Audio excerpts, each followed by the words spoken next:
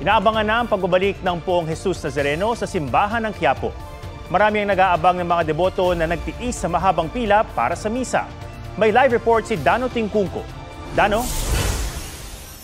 Ato, maghapon nga tayo nakapwesto kanina sa Villalobos Street, kanto ng Palangka. Isa sa mga huling yugto bago ang tuluyang pag-uwi ng imahe ng Poon dito sa Quiapo Church. At doon nga nagabang ang maraming gustong masilayan at mabigyang pugay ang Poon sa huling pagkakataon bago ang kanyang pag-uwi dito sa simbahan. Simula alas 3 ng hapon, malayo pa ang traslasyon. Carlos Palangka mula kanto ng Villalobos hanggang lagpas sa Etxague at Carriedo, puno na ng mga nakaabang na mga deboto. Kumpulan na sa magkabilang bangketa. Yung iba pumipila papasok ng Plaza Miranda para dumalo sa misa.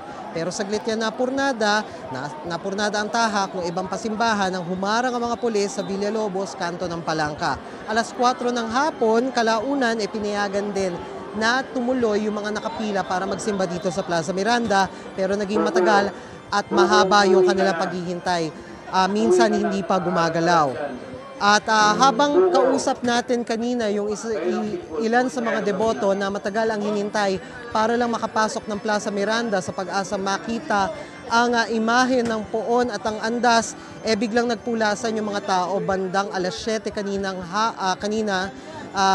gabi sa pag-aakalang andoon na yung andas pero false alarm pala. Kaya balik sa bangketa yung ilan at tuloy ang paghihintay. At ganyan ang naging sitwasyon simula kaninang alas 7 hanggang sa mga oras na ito dyan sa panulukan ng Villalobos at Palangka.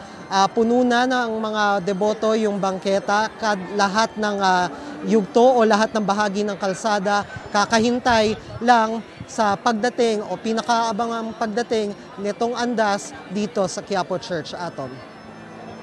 Maraming salamat, Dano Tingkungko. Huwag magpahuli sa mga balitang dapat niyong malaman.